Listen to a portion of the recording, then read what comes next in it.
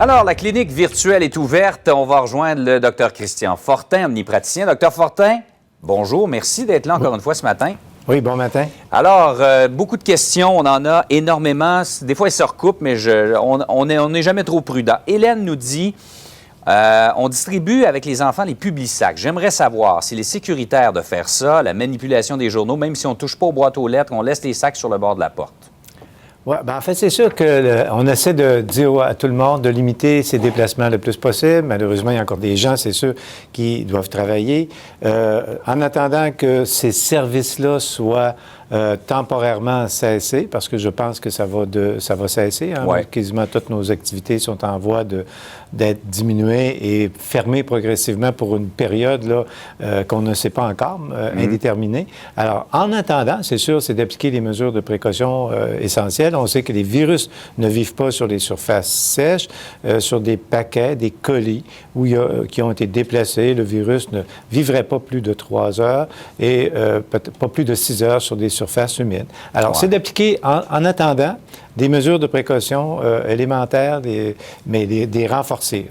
Oui, de toute façon, les Publisac deviendront caduques assez rapidement. Ben Il n'y a plus de commerce, donc les annonces pour les commerces n'ont pas vraiment leur raison d'être. Sylvie, moi, je suis asthmatique chronique. Mon conjoint travaille dans une usine de plus de 250 personnes. Devrait-il rester à la maison? Bien, en fait, elle n'a pas de symptômes, elle est asthmatique, son conjoint travaille. Alors, écoutez, c'est sûr qu'on dit aux gens, prenez vos précautions, surtout si vous vivez avec une personne qui est plus à risque de développer, mais en fait, plus à risque de développer des complications. Il faut bien s'entendre. Des gens, tout le monde a le même risque de contracter le virus, sauf que c'est pas tout le monde qui va avoir les mêmes symptômes, puis c'est pas tout le monde non plus qui va avoir les complications. Hein. C'est important de le mentionner. Alors, en attendant encore là que cette usine-là probablement cesse temporairement ses activités, au moins c'est d'appliquer les mesures de précaution, les hygiènes de façon importante. Justement, tant qu'à parler de gens qui ont des conditions préexistantes, j'ai 3 petites questions pour vous de cas très particuliers. Lynn, ma sœur de 55 ans est diabétique, travaille dans un dépanneur. Est-ce qu'elle doit arrêter de travailler? Elle a eu l'influenza en janvier et vient de finir une otite.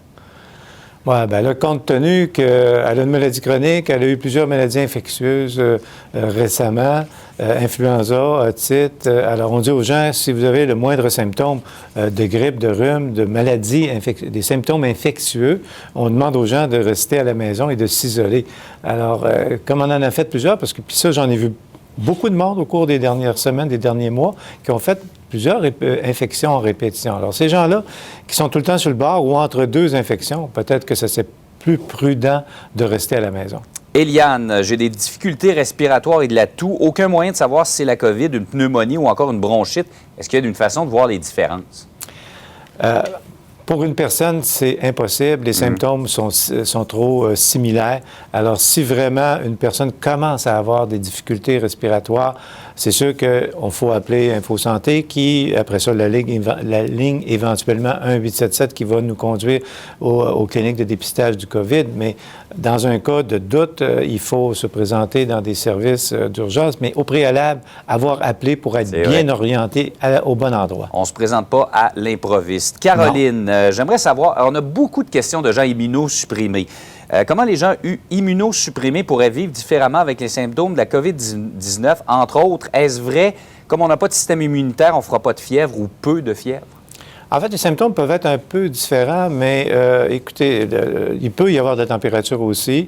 Comme les signes sont quand même des signes communs, hein, des symptômes fréquents, température, toux, gêne respiratoire. Le symptôme de gêne respiratoire, s'il est présent chez ces personnes-là, si les gens ont de la difficulté à respirer, alors c'est le même conseil, appelez à ce moment-là la ligne InfoSanté pour être bien orienté parce que c'est possible effectivement qu'il faille examiner ces personnes-là et qu'il faille faire des tests. Vous savez, on va élargir au cours des prochains jours l'accessibilité aux tests de dépistage pour la COVID-19.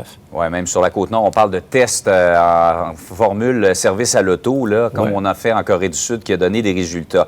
On va essayer de se concentrer sur des facteurs positifs. Stéphane nous dit, est-ce qu'il y a des cas de personnes rétablies de la maladie dans le Canada et dans quelle province? Ce serait encourageant de voir le taux de rétablissement. Merci de nous tenir informés. Bien, je pense qu'au Québec, on peut déjà dire qu'il y a le tout premier cas de la dame, je pense, qui était revenue d'Iran. Elle est remise. Bien, en fait, puis hier soir, sur vos ondes, Jean-François, il y a un couple d'amis de Julie Marcoux qui a donné un témoignage. Alors, ce sont des gens qui arrivaient donc d'Europe, de Suisse, et le mari, la conjointe et les 2 enfants ont développé la COVID-19 dans les derniers jours. Ils ont passé les tests et en date d'hier, il y avait une personne sur les 4 qui était le mari en question, l'homme, le papa de la famille, qui lui a eu vraiment une infection plus sévère. Mais hier soir, déjà, ses symptômes étaient grandement améliorés. Sa conjointe avait été beaucoup moins affectée et les 2 enfants qui avaient testé positif aussi au COVID-19 n'avaient pratiquement pas eu de symptômes. Bon, alors il y a des gens, on le dit, à peu près 80 des gens vont l'avoir de façon légère ou modérée, là. C'est le 20 qui nous fait peur et qui va encombrer notre système de santé. C'est ça. Plutôt Chantal, est-ce que le virus vit dans les aliments qu'on achète dans les menus préparés qui sont congelés?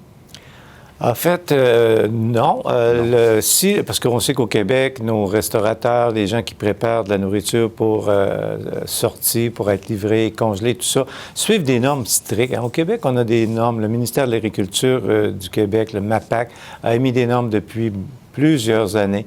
Et vous savez, moi-même, j'ai travaillé en santé publique aussi pendant plusieurs années. Et des codes sont un indicateur quand les aliments ne sont pas bien préparés. Vous savez, ce sont des toxi-infections alimentaires de différentes origines. Ça peut être des bactéries, ça peut être différents virus. Et ça, on en a peu au Québec. Ça existe, mais il y en a peu. Alors, c'est un indicateur pour dire que l'industrie justement de la restauration et de la préparation des mets pour être livrés à domicile et respecte ces normes-là. Alors, c'est un facteur qui doit nous rassurer et amener jusqu'à maintenant, il n'y a pas eu de cas non plus de rapportés. Exactement, c'est ce que j'allais dire. Il n'y a aucun cas qui... Mais les gens ont besoin d'être rassurés sur toutes les sources. En terminant, on va revenir avec d'autres questions à 8 heures, là, mais Éric nous dit qu'il est dans la construction et on sait qu'il y a eu un refus de travail sur un chantier du REM hier. On va faire quoi, nous? On est 20 gars dans une roulotte, pas d'eau courante pour se laver les mains, toilette chimique, j'ai un virus, c'est pas la COVID-19, je me suis isolé, mais c'est pas tout le monde qui le fait. Qu'est-ce qu'on peut faire sur les chantiers pour minimiser les risques? Également, les roulottes de chantier, mais il y a également le transport souvent où ils sont à promiscuité. C'est pas évident de maintenir les normes dans ces endroits-là, là. Non, c'est sûr qu'il y a des endroits où c'est plus difficile que d'autres, comme vous êtes, comme le monsieur le mentionne, plusieurs personnes dans un endroit restreint. C'est sûr que s'il y en a un qui a des symptômes, on le dit, là, de grippe, de rhume ou d'autres symptômes de maladies infectieuses, de gastroentérite, ces personnes-là doivent s'isoler. Et il faut les encourager à le faire, parce qu'il y a des gens, des fois, qui ne veulent pas s'isoler. Ils disent « Ah non, c'est des symptômes légers, je peux continuer ». Mais il faut les encourager à le faire. Et encore là, dans cette industrie-là, j'imagine que dans les prochains jours, il va y avoir aussi un ajustement pour diminuer les risques. Mais en attendant, au moins, c'est d'informer. Mieux on est informé, mieux c'est. Les gens minimisent beaucoup ou minimisaient beaucoup dans les derniers jours, mais maintenant, je pense que les gens prennent conscience de la situation, que la situation est sérieuse et qu'il faut que tout le monde y contribue. On a tous notre grain de sel à y apporter. Et notre grain de sel, mais entre autres, c'est de limiter nos déplacements. Absolument. On ne le dira jamais assez. Discipline, discipline, discipline. Docteur Fortin, on se reparle à 8 heures. Merci.